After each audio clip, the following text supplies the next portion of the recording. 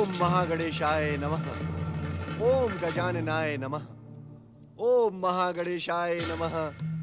ओम गजाननाय नमः।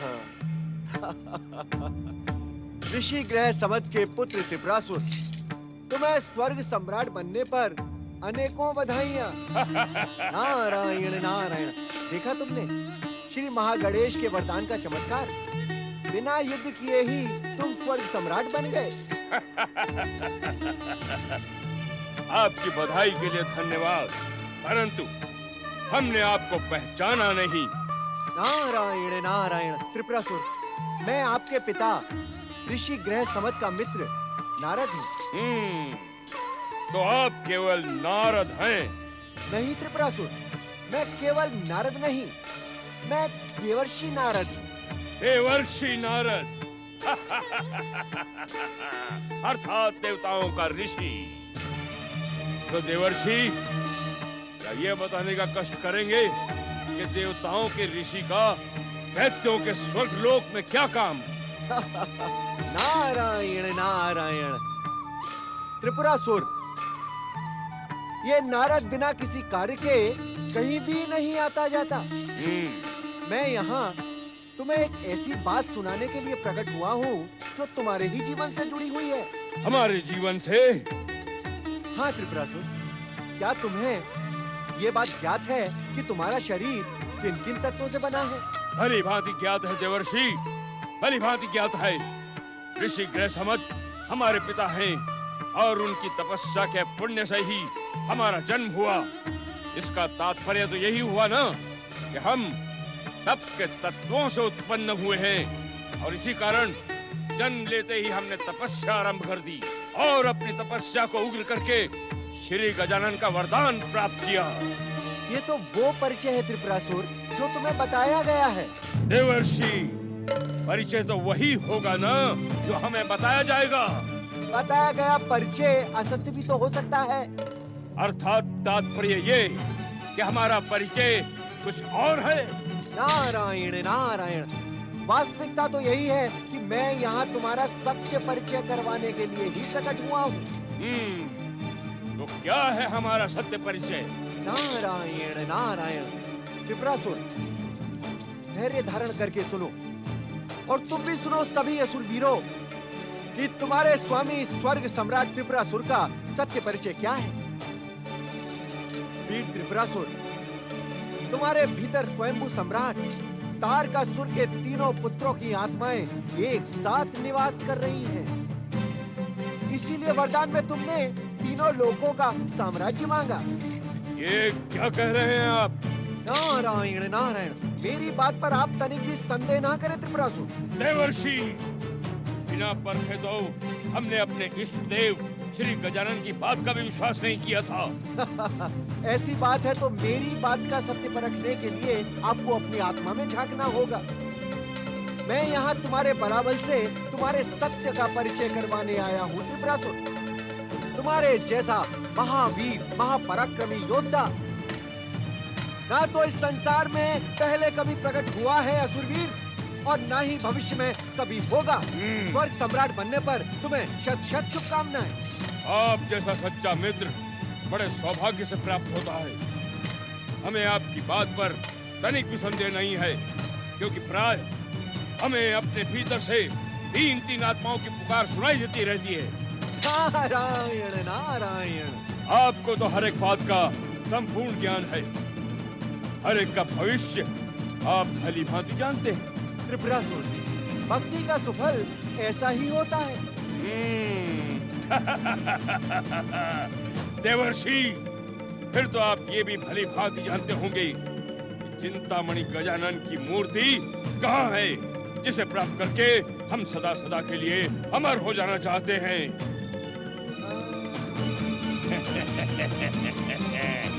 किस सोच में पड़ गए देवर्षि? क्या अपनी भक्ति की दिव्य शक्ति से चिंतामणि गजानन की मूर्ति को ढूंढने का प्रयत्न कर रहे हैं? नहीं नहीं त्रिपुरासुर, मुझे चिंतामणि गजानन की मूर्ति के विषय में कुछ भी नहीं पता। यदि आप नहीं जानते तो फिर कौन जानता है? नहीं, मुझे ये भी नहीं पता। देवर्षि, यदि आप ये भी नहीं जानते तो फिर क्या जानते हैं? नहीं, मैं केवल ये जानता हूँ त्रिपुरासुर कि चिंतामणि गजानन की मूर्ति के विषय में पूछताछ के लिए तुम्हें स्वयं कैलाश जाना होगा और गौरीपुत्र से पूछना होगा। ओम महागणेशाय नमः। स्वर्ग सम्राट, आप इस बहरूपियों की बातों पर तनिक चिंतित न हो। मुझे तो इस नारद के स्वर्ग आगमन के पीछे असुर शत्रु कायर देवताओं का ही कोई षड्यंत्र दिखाई पड़ता है। मूर्ख! दैत्य सम्राट त्रिपुरासुर को बिना पूछे परामर्श देने की भूल भविष्य में कदापि न करना, अन्यथा त्रिपुरासुर का क्रोध तुम्हें मृत्यु का भोजन बना देगा।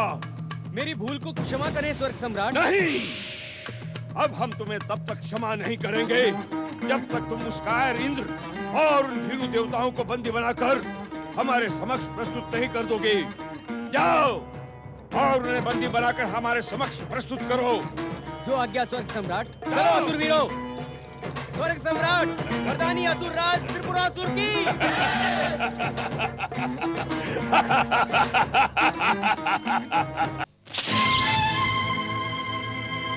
यदि हम इसी प्रकार भटकते रहे तो दुष्ट त्रिपुरासुर के दुष्ट सैनिक हमें बंदी बना लेंगे। परंतु हम जाएं कहां देवराज? भगवान शिव और श्री गणेश तो हमारी सहायता करेंगे नहीं, क्योंकि श्री गणेश अपने वरदान की रक्षा करने के लिए त्रिपुरासुर का साथ देंगे और शिव पार्वती अपने पुत्र श्री गणेश का। आपका अनुमान सत्य है देवराज। कैलाश पर हमें जाने से कुछ प्राप्त नहीं होगा। हमें सब कुछ प्राप्त करने के लिए इस समय ब्रह्मदेव की आराधना करनी होगी देवगणों। यही उचित होगा देवराज। ब्रह्मदेव की कृपा से ही हम अपना स्वर्ग पुनः प्राप्त कर सकते हैं।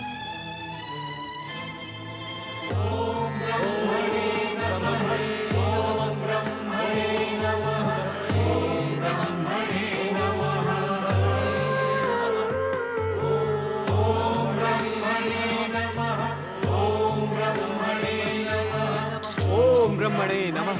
ओम महागणेशाय नमः। प्रणाम देव ऋषि। नारायण नारायण, आप सभी का कल्याण हो।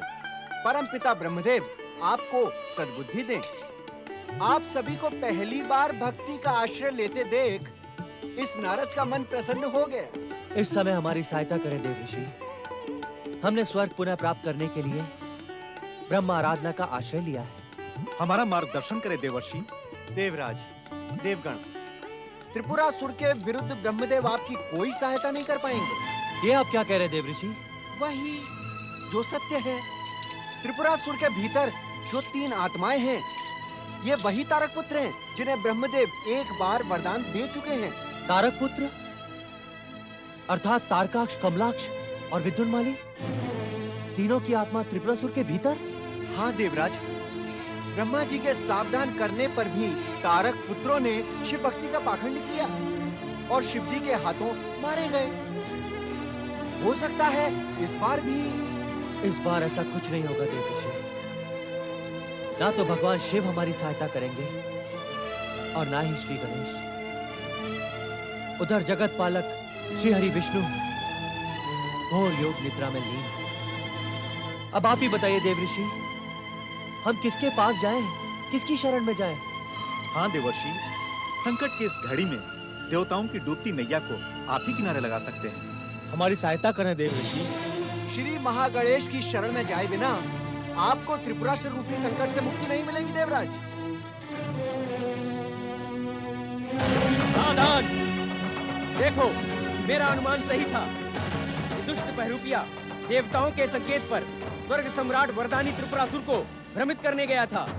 इन कायर देवताओं को बंदी बना लो असुरवीरों।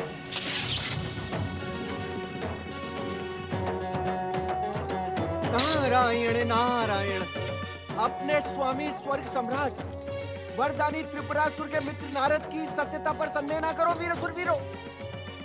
हम तुम्हारी सत्यता पर विश्वास कर सकते हैं यदि तुम इन दुष्ट देवताओं को बंदी बनाने में हमारी सहायता करो। देवताओं के पास अदृश्य हो जाने की दिव्य शक्ति है। तुम अपने सम्राट वरदानी त्रिपुरासुर से कहो कि वो इन्हें बंदी बनाने का स्वयं प्रयास करें। स्वर्ग सम्राट वरदानी त्रिपुरासुर दुष्ट देवताओं को बंदी बनाने का प्रयास करेंगे। स्वर्ग सम्राट त्रिपुरासुर की वरदानी शक्ति के सामने देवताओं की दिव्य शक्तियां व्यर्थ होकर रह जाएंगी। नारायण नारायण।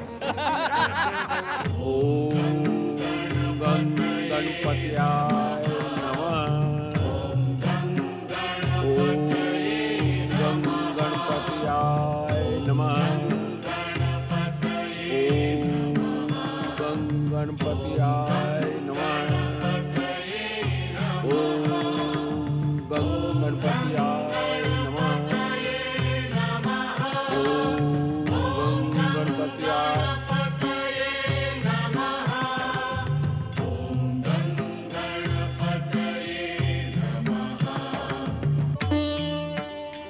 मेरे आराध्य मंगल मूर्ति श्री गणेश मेरे पुत्र त्रिपुरासुर की रक्षा करें। जब से वो स्वर्ग विजय अभियान पर गया है उसकी कोई सूचना मुझे नहीं है।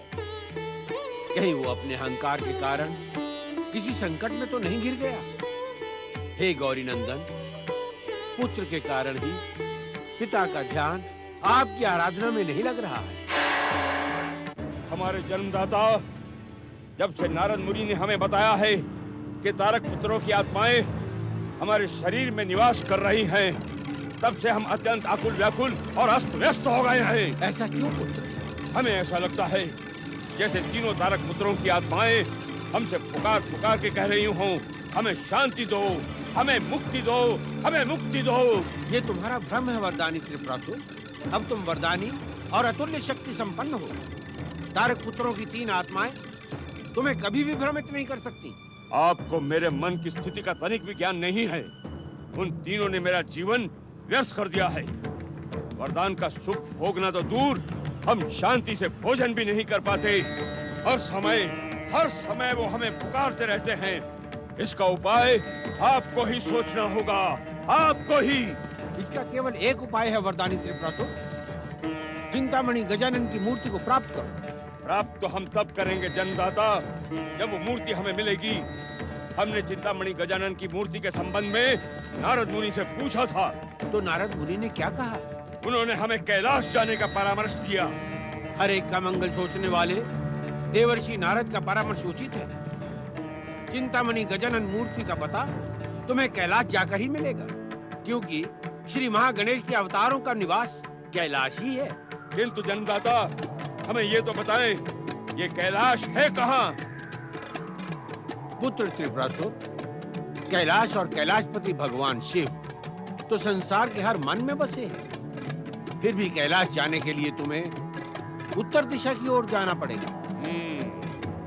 उत्तर दिशा।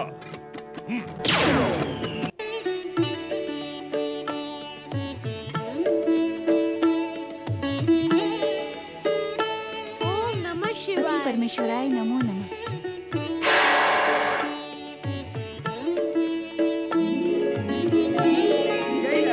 यही है। इसी शिव ने हमारा वध किया था। हम यहाँ नहीं रह सकते। ये हमें फिर से दंडित करेगा। शिव की ओर न देखो त्रिपुरासुर, लौट चलो यहाँ से। इसे देखकर ही हमें भय लग रहा है। तुम खड़े क्यों हो? लौटते क्यों नहीं त्रिपुरासुर? तुम सोच विचार न करो त्रिपुरासुर। जितना शीघ्र हो सके यहाँ से लौट चलो। ये शिव नहीं, तुम्हारा काल है। ये हमारे भगवान तुम्हारा विपद कर डालेगा। तुम अपने साथ हम तीनों को संकट में क्यों डाल रहे हो? लौट चलो त्रिपुरासुर, लौट चलो, लौट चलो त्रिपुरासुर, लौट चलो, लौट चलो। शांत रहो तुम तीनों। चिंतामणि गजानन की मूर्ति हमें यहीं प्राप्त होगी। यहाँ तुम्हें मृत्यु के अतिरिक्त कुछ नहीं मिलेगा। तुम शिव की शक्ति को नहीं जानते। एक क्षण मात्र में तुम्हारा जीवन भी मृत्यु के मुख में धकेल देंगे। अभी भी समय है मूर्ख, हमारी बात मानो और लौट चले यहाँ से। नहीं, चिंतामणि गजानन की मूर्ति प्राप्त किए बिना त्रिपुरासुर नहीं लौटेगा। चिंतामणि गजानन की मूर्ति प्राप्त होते ही हमें कोई नहीं मार पाएगा। हम सदा सदा के लिए अमर हो जाएंगे, सदा सदा के लिए अमर। हमें वहाँ जाना ही होगा, हमें वहाँ जाना ही होगा। नहीं, कोई जानबूझकर स्वयं को मृत्यु का भोजन नहीं बनाता। लौट चलो मूर्ख। नहीं।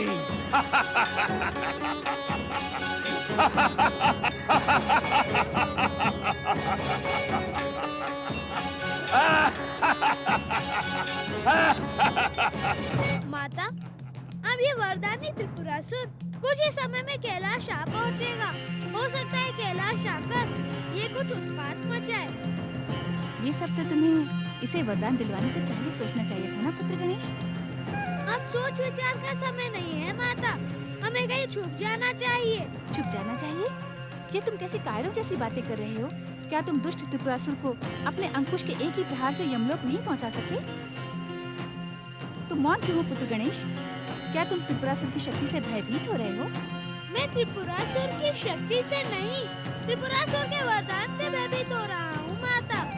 वरदानी त्रिपुरासुर का वध परम देव श्री महागणेश के किसी भी अवतार के द्वारा नहीं होगा। ऐसी कठोर मृत्यु का वरदान इसे दिया ही क्यों गया है? माता, जब चिंतामणि गजानन की मूर्ति त्रिपुरासुर प्राप्त कर लेगा तब तो किसी के लिए भी उसे मारना असंभव हो जाएगा। अर्थात त्रिपुरासुर की रक्षा और अपने वरदान को पूरा करने के लिए ही गजानन मूर्ति बनकर बैठ गए हैं?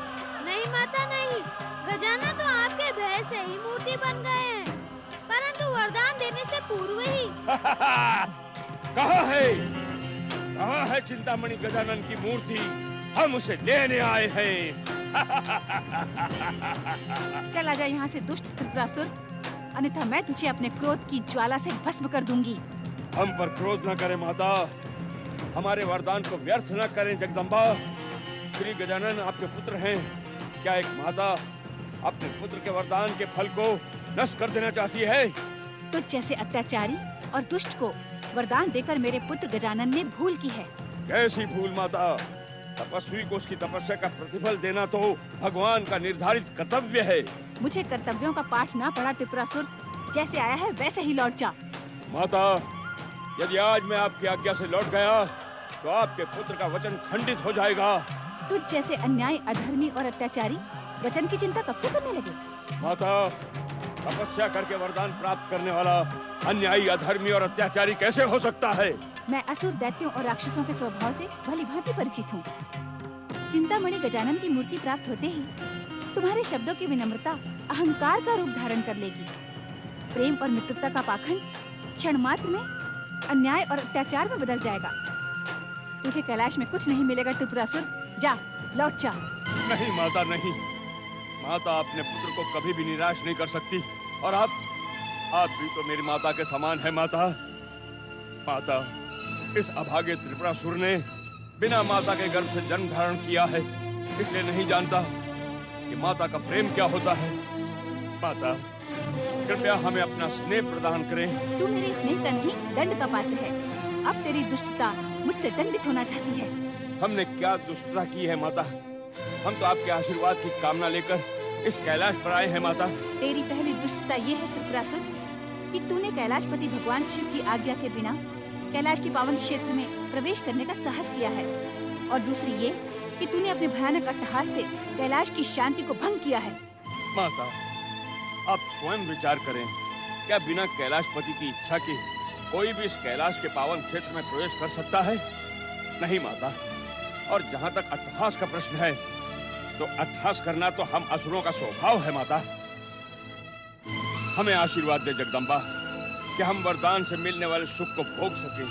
स्वर्ग, पृथ्वी और पाताल तीनों के एक छत्र सम्राट बन सकें। और माता, श्री गजानन की वो चिंतामणि मूर्ति भी हमें दे दें, जिससे हमारे जीवन की रक्षा हो सके। अपने वरदान की रक्षा का उपाय आप स्वयं बताएं श्री गणेश। त्रिपुरासुर, भगवान शिव कैलाश के ही नहीं, इस संसार और हम सबके भी स्वामी हैं। तुम इनसे ही प्रार्थना करो, इनकी प्रसन्नता से तुम्हारे मनोरथ पूरे होंगे। चलो माता,